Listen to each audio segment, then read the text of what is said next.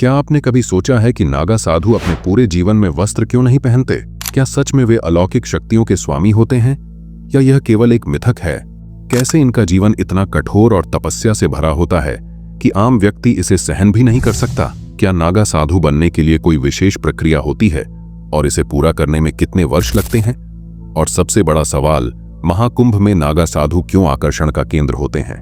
आज हम आपको ले चलेंगे एक अद्भुत यात्रा पर, जहां हम जानेंगे नागा साधुओं के जीवन के उन पहलुओं को जो रहस्य और तपस्या से भरे हुए हैं। ये कहानी आपको आध्यात्म, धैर्य और साहस की एक नई परिभाषा सिखाएगी।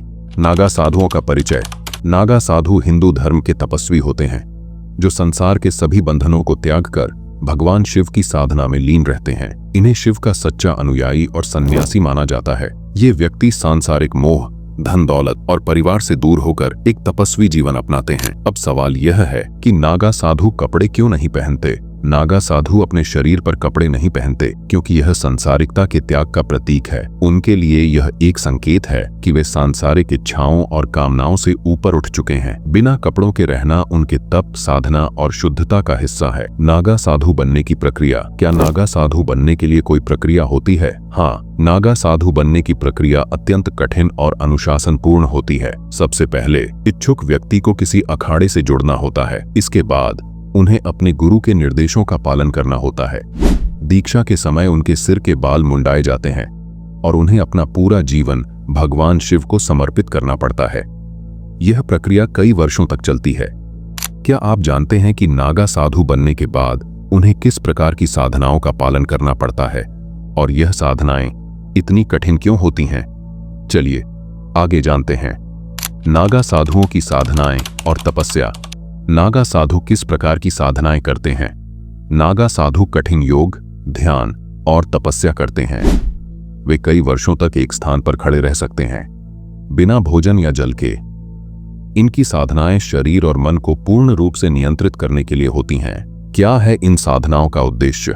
इन साधनाओं का उद्देश्य आत्मा की शुद्धि और मोक्ष प्राप्ति है। यह भगवान शिव से जुड़ने का सबसे कठिन और गहन मार्ग है। क्या नागा साधु अलौकिक शक्तियों के स्वामी होते हैं? यह माना जाता है कि नागा साधु अपनी साधनाओं के माध्यम से विशेष सिद्धियां प्राप्त करते हैं। हालांकि ये शक्तियां किसी चमत्कार से अधिक आत्मा की गहराई को समझने और प्रकृति के साथ एक रूप होने का परिणाम होती हैं। क्या आपने कभी सोचा है कि महाकुंभ में नागा साधुओं का इतना महत्व क्यों होता है और वे इसमें मुख्य भूमिका क्यों निभाते हैं?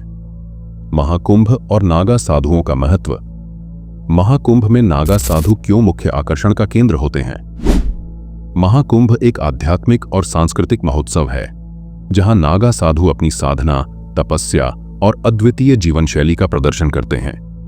इनका शाही स्नान महाकुंभ का मुख्य आकर्षण होता है। क्या है अखाड़ों का महत्व?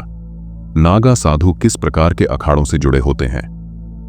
नागा साधु विभिन्न अखाड़ों से जुड़े होते हैं जो उनके अनुशासन और साधना का मार्गदर्शन करते हैं। इन अखाड़ों में नागा साधुओं की प्रक्रिया से गुजारा जाता है। प्रत्येक अखाड़ा एक परंपरा और नागा साधुओं के संगठन का प्रतिनिधित्व करता है। नागा साधुओं का जीवन। नागा साधुओं का रोजमर्रा का जीवन कैसा होता है? नागा साधु हर दिन ध्यान, पूजा और योग में लीन रहते हैं। उनका जीवन कठिन परिस्थितियों में तपस्या करने का उदाहरण है। क्या नागा साधुओं का यह जीवन हमेशा के लिए होता है या वे कभी सामान्य जीवन में वापस आते हैं? नागा साधु अपने जीवन का त्याग कर चुके होते हैं, लेकिन कुछ विशेष परिस्थितियों में वे अपने अखाड़े की अनुमति से सामान्य जीवन में वापस आ सकते हैं। क्या नागा साधुओं के साथ कुछ अलौकिक घटनाएं जुड़ी होती हैं? कई श्रद्धालु मानते हैं कि नागा साधुओं की साधना से उत्पन्न ऊर्जा उनके आसपास चमत्कारी अनुभव उत्पन्न करती है। दोस्तों, नागा साधु केवल तपस्वी नहीं हैं, बल्कि वे आत्मा की गहराई को समझने और भगवान शिव से जुड़ने का एक प्रतीक हैं।